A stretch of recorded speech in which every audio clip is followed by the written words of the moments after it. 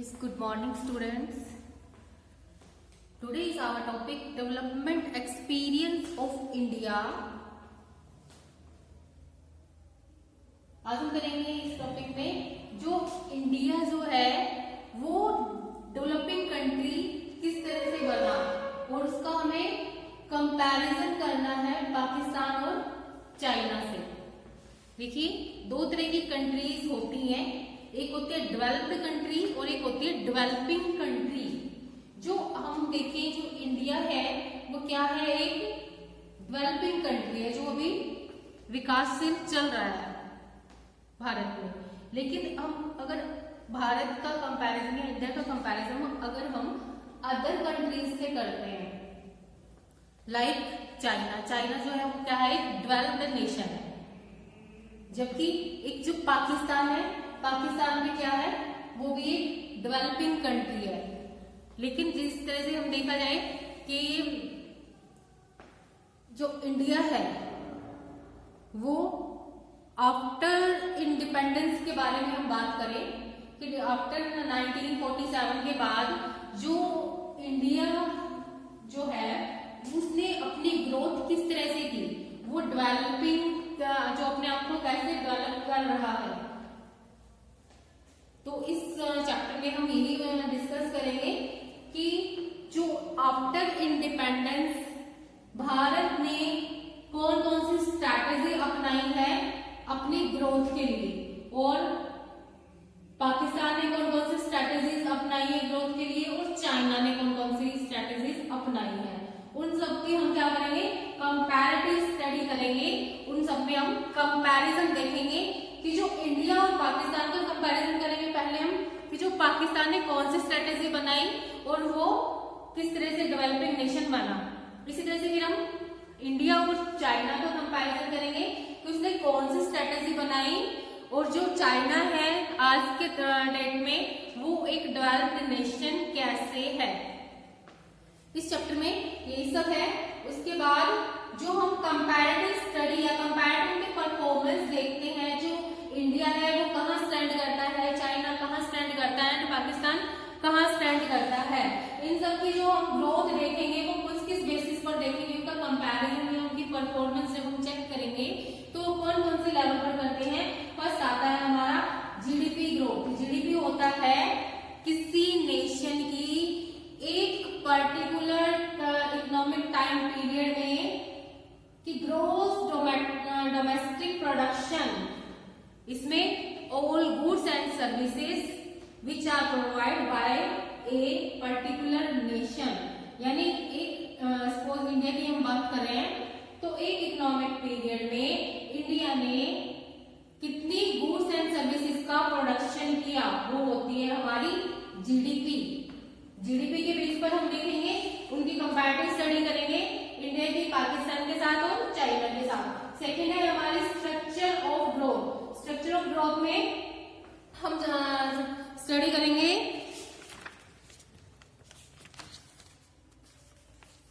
कि जो इंडिया है और पाकिस्तान है या चाइना है, इन तीनों कंट्रीज के हम कंपैरिजन करेंगे जीडीपी और उनके एम्प्लॉयमेंट।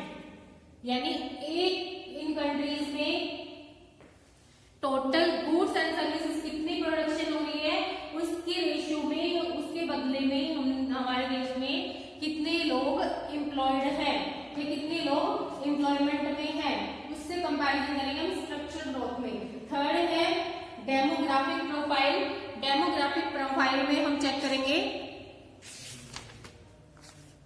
इसमें हमारी सब आ जाती है हमारी डेथ रेट या एनुअल ग्रोथ रेट क्या होती है, या फिर टैक्स रेशियो क्या होती है, या फिर अर्बनाइजेशन। इस तरह की जो थीम्स आती है वो सब हमारे किसमें आती है, डेमोग्राफिक प्रोफाइल में। और लास्ट है ह्यूमन डेवलपमेंट। कोई भी जो कंट्री है विदाउट ह्यूमन के वो डेवलप नहीं कर सकती है। सबसे पहले अपने इकोनॉमिक को ग्रोथ करने के लिए हमें अपने ह्यूमन की डेवलपमेंट करनी पड़ेगी। तो यस, हम स्टार्ट करते हैं आज का topic development experience of India. जो इंडिया है उसने कौन सी स्ट्रैटेजी अपनाई, देखिए हमारी तरह की आफ्टर इंडिपेंडेंस 1947 क्या हुआ, यस, आफ्टर इंडिपेंडेंस हमने देखा है कि जो भारत है और जो पाकिस्तान है, इन दोनों ने सेम स्ट्रेटेजी अपनाई थी।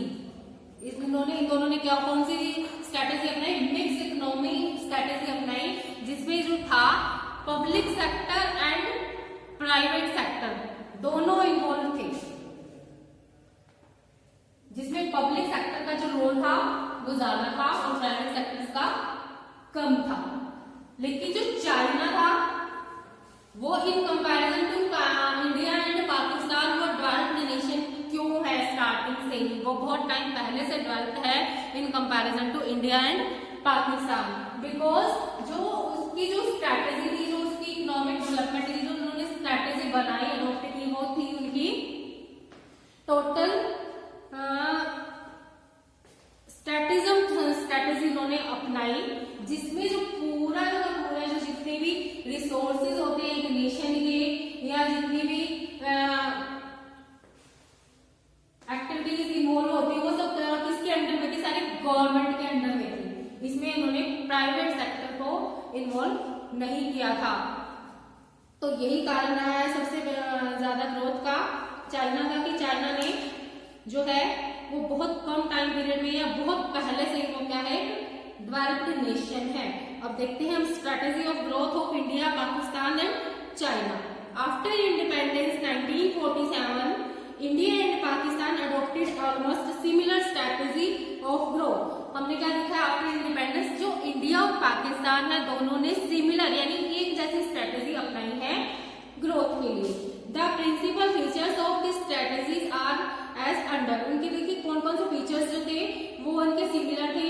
It is a mixed economic model of growth. दोनों ने ही क्या किया? एक मिक्स इकोनॉमी बनाई। मिक्स इकोनॉमी मैंने आपको बताया जिसमें हमारा private sector and public sector दोनों इंक्लूड थे।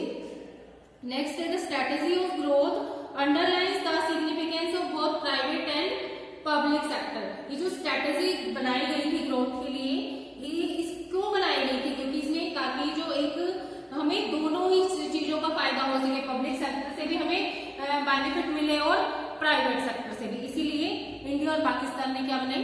एक मिक्स इकोनॉमी बनाई, क्योंकि आफ्टर इंडिपेंडेंस जो आपने देखा होगा जो भारत की जो हालत थी और जो पाकिस्तान की हालत थी वो क्या थी? बहुत ही पुअर कंडीशन थी उस टाइम कुछ भी इकोनॉमिक ग्रोथ बिल्कुल भी नहीं थी, क्योंकि पूरा वर्ल्ड किसका था? ब्रिटिशियंस का था। वो पूरा का पूरा ही जितना भी उनसे लूटा गया इंडिया को वो लूट कर ले गए थे।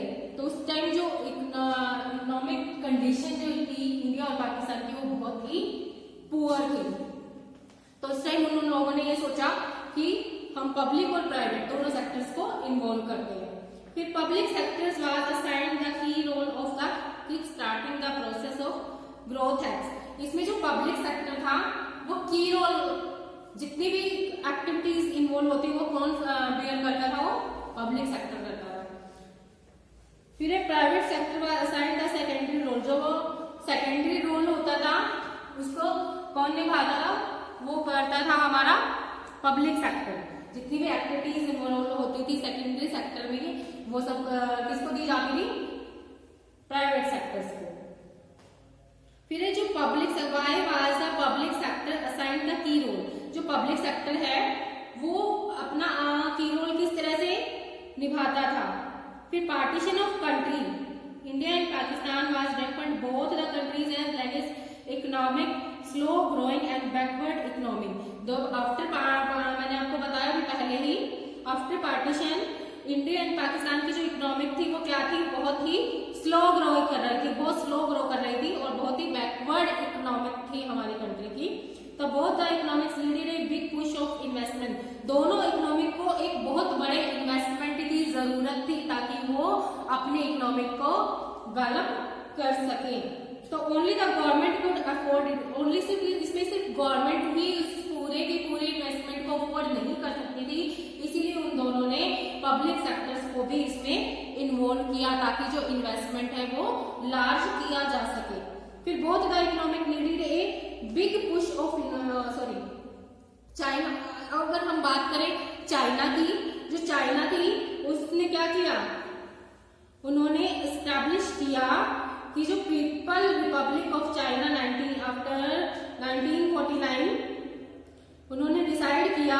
जो टोटल जो प्रोडक्शन एक्टिविटी है चाइना में, उस पर किसका होल्ड था? टोटल गवर्नमेंट सेक्टर का होल्ड था। वो टोटल जो जितनी भी एक्टिविटीज कंट्रोल करती थी वो गवर्नमेंट करती थी।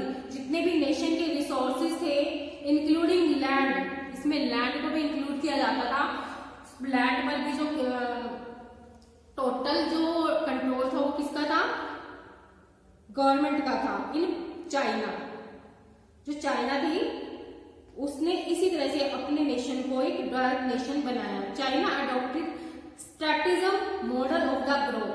चाइना ने कौन सा मॉडल अडॉप्ट किया या चाइना ने कौन सी स्ट्रैटेजी अपनाई थी? स्ट्रैटेजिज्म, जिसको हम बोलते हैं राज्यवाद स्ट्रैटेजी, जिसको हम बोलते हैं स्ट्रैटेजिज्म मॉडल। इसमें ownership of the resources were with the states. इसमें जितने भी रिसोर्सेज थे चाइना के उन सब पर किसका कंट्रोल था?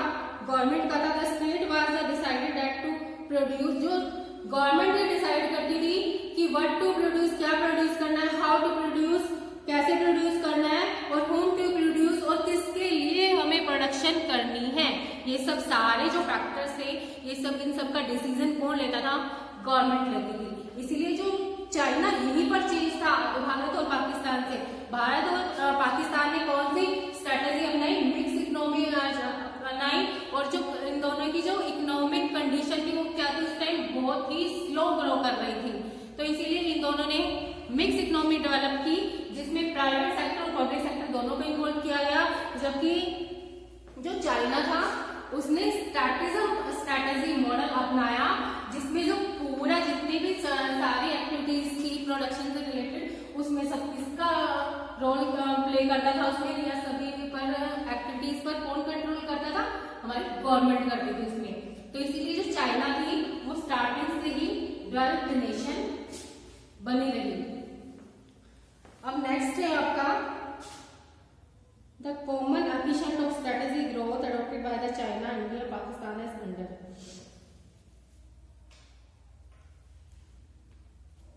देखिए इस पे छोटा सा शॉर्ट में बताती हूँ आपको। In China all the Nations resources were under the control and command of the government. यानी जो चाइना में जितने भी नेशनल रिसोर्सेज थे वो अंडर कंट्रोल थे किसके? गवर्नमेंट के।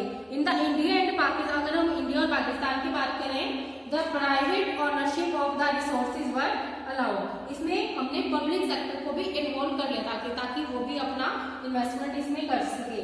Which is why the strategy model of the growth adopted by the China is termed by the strategism। इस तरह से जो चाइना ने जो ग्रोथ के लिए जो मॉडल अपनाया उसको क्या कहा गया? स्ट्रैटेजिज्म, जिसमें जो कंप्लीट ओनरशिप थी रिसोर्सेज पर वो किसकी थी? गवर्नमेंट की थी। The strategy model of the growth adopted by the India and Pakistan is called mix economic growth model. India और पाकिस्तान ने कौन सा मॉडल अडॉप्ट किया ग्रोथ के लिए? Mix economic growth model. जबकि जो चाइना है उसने कौन सा मॉडल यूज किया? स्ट्रैटेजी मॉडल या स्ट्रैटेजिज्म ग्रोथ मॉडल। क्लियर हो गए तीनों स्ट्रैटेजीज की कौन कौन सी किसने अडॉप्ट की। अब हम आते हैं, समझ में आएगी कि strategy of growth of India, Pakistan and China, तीनों की स्ट्रैटेजीज क्लियर हो गई सभी को। फिर है comparative performance of the economics of the India, China and Pakistan. अब इन्हें इनकी कंपैरेटिव परफॉर्मेंस देखें कि तीनों ने अपने नेशन में ये स्ट्रैटेजीज अपनाई अपनी इकोनॉमी की ग्रोथ के लिए। अब इनका हम कंपैरेटिव स्टडी करेंगे कि पहले इंडिया और चाइना की करते हैं, फिर इंडिया और पाकिस्तान की करते हैं कि वो जो चाइना है वो किस तरह से आगे है, चाइना ने भारत ने किस तरह से ग्रो किया और पाकिस्तान ने। इन सबकी हम कंपैरिजन करेंगे कि तीनों ने जो जो पॉलिसीज या जो जो स्ट्रैटेजी अपनाई उसके बेसिस पर उन्होंने कैसे कैसे अपनी ग्रोथ की है। फर्स्ट है आपका जीडीपी ग्रोथ। फर्स्ट इसमें हम कैसे देखेंगे? GDP growth domestic production in economic. अब देखिए सबसे पहले देखते हैं चाइना की। जो चाइना है अकॉर्डिंग टू डाटा ऑफ 2017 के डाटा के अकॉर्डिंग जो चाइना है, जो क्या है, चाइना सेकेंड लार्जेस्ट इकोनॉमी है इन द वर्ल्ड। सबसे बड़ी लार्जेस्ट इकोनॉमी है वर्ल्ड की।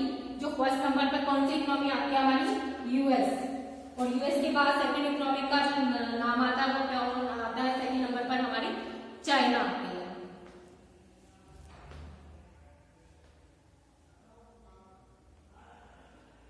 अब है बिटवीन 2015, हम क्या बात करते हैं 1979 से लेकर 2015 के बीच में जो एवरेज नेशनल जीडीपी ग्रोथ था चाइना का वो कितना था? 9% था। 9% था।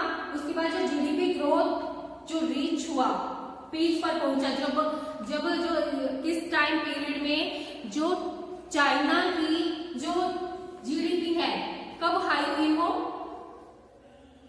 1984 में। 1984 का जो पीरियड था वहां पर चाइना ने सबसे ज्यादा ग्रोथ की, पीक पर पहुंचा। उस टाइम उसका जो इकोनॉमिक में जो उसका ग्रोथ रेट थी वो क्या थी? 15.2% थी। और it touch the bottom of 3.8% इन 1990। और जो ये जो उसकी इकोनॉमिक जो ग्रोथ थी पहले स्टार्टिंग कहाँ से हुई? 1979 से 2015 तक उसने ग्रो किया। उसके बाद वो पीक पर पहुंचा इन 1984 में। आफ्टर 1990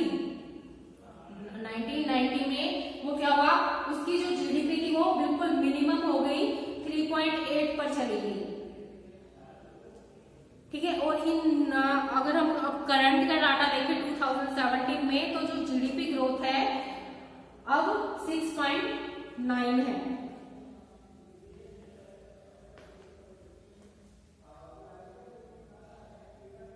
अब देखिए जो China achieved a breakthrough GDP growth in really 1980 the jump has indeed been very sustainable from the 4% per annum to nearly 10% per annum।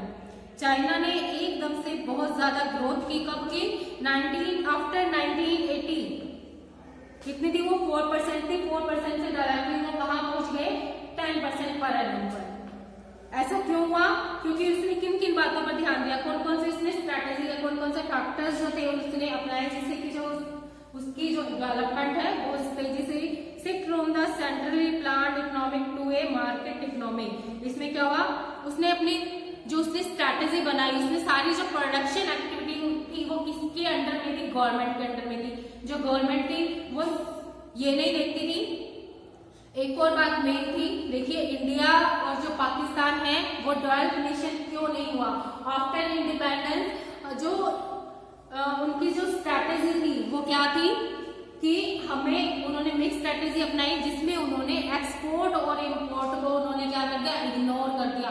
वो ना ही तो कोई एक्सपोर्ट करेंगे और ना ही कोई इंपोर्ट करेंगे। उन्होंने जितनी भी रिक्वायरमेंट्स थी फूड से रिलेटेड या फिर जितनी भी इकोनॉमिक की जरूरतें होती हैं, इन दोनों देशों ने उन सभी चीजों का सब्स्टिट्यूट ढूंढना शुरू कर दिया विद इन देयर इकोनॉमिक। उन्होंने अपने ही इकोनॉमी में इन चीजों का सब्स्टिट्यूशन देखना शुरू कर दिया जिन चीजों का इंडिया और पाकिस्तान एक्सपोर्ट और इंपोर्ट करते थे। उन्होंने पूरा का पूरा ध्यान रखा है कि जितनी हमें रिक्वायरमेंट है उनकी नेशन को, उस चीज की प्रोडक्शन वो अपने ही कंट्री में करेंगे। लेकिन जबकि जो चाइना था उसकी स्ट्रेटेजी क्या थी? उसकी स्ट्रेटेजी थी गवर्नमेंट वाली स्ट्रेटिज्म पॉलिसी थी उसकी। उसने उसमें पूरे टोटल उन्होंने ये देखा कि हमारे प्रोडक्ट की टोटल डिमांड कितनी है with in their country and with in outside of the country.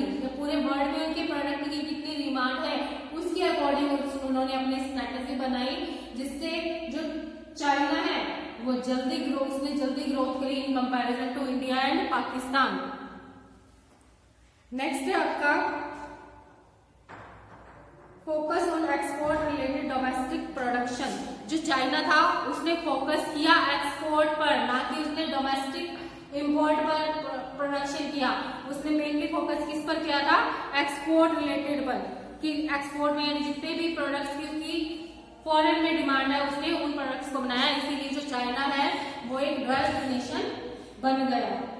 Availability of cheap labour force, आपने देखा होगा जो चाइना है, China in nowadays first number पर है in the rate of population. Population के बारे में बात करें तो जो चाइना की जो पॉपुलेशन है वो सबसे ज्यादा है, लेकिन वहां पर अब जो आपने देखा होगा चाइना में वन चाइल्ड पॉलिसी अडॉप्ट की जाती है, क्योंकि जो आपने देखा होगा जो इंडिया का जो जियोग्राफिकल एरिया है वो चाइना से बहुत ही छोटा है।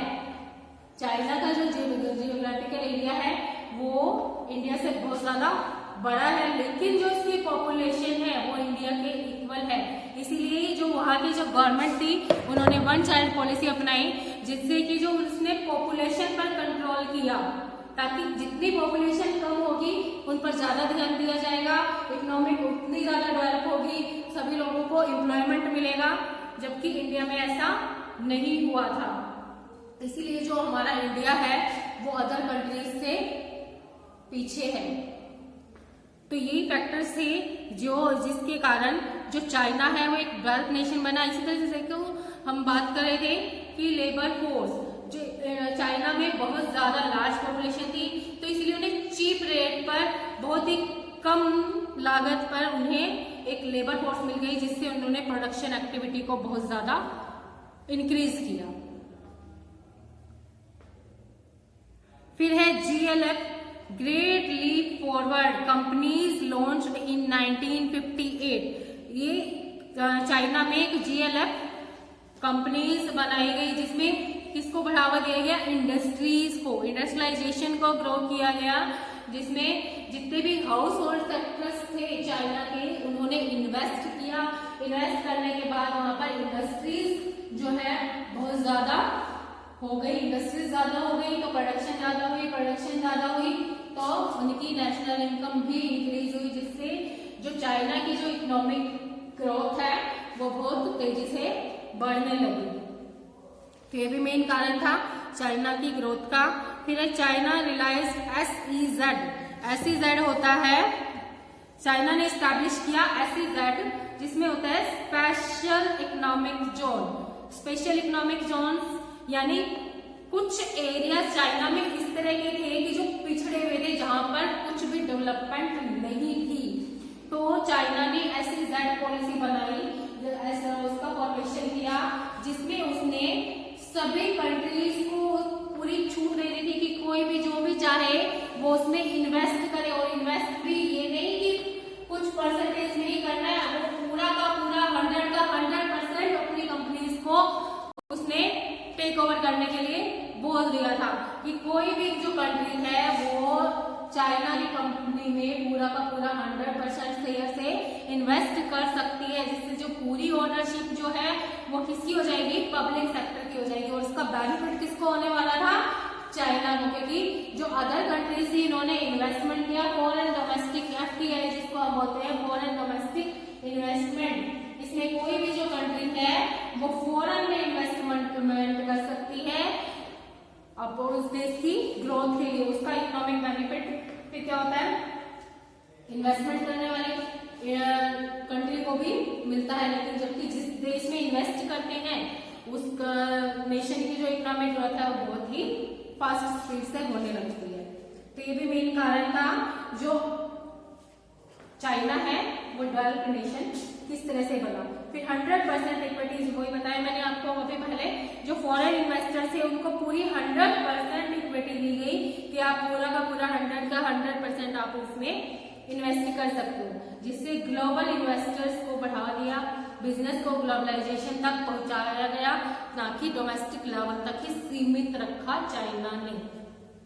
ओके, अब है आपका नेक्स्ट टॉपिक,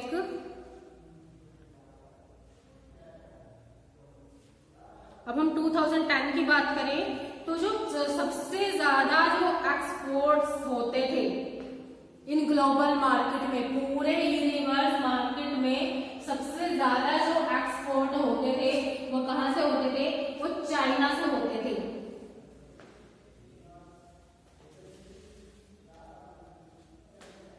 अब बात करें हम 2016 और 17 में, जो growth in China was slow down, जो चाइना की जो इकोनॉमिक क्या होगी, वो कुछ कम होगी। Some notable reasons in this regard, इसके लिए कुछ रीजंस दिए गए हैं कि जो चाइना की जो ग्रोथ रेट है वो आफ्टर 2016-17 के बाद वो कम कैसे हुई।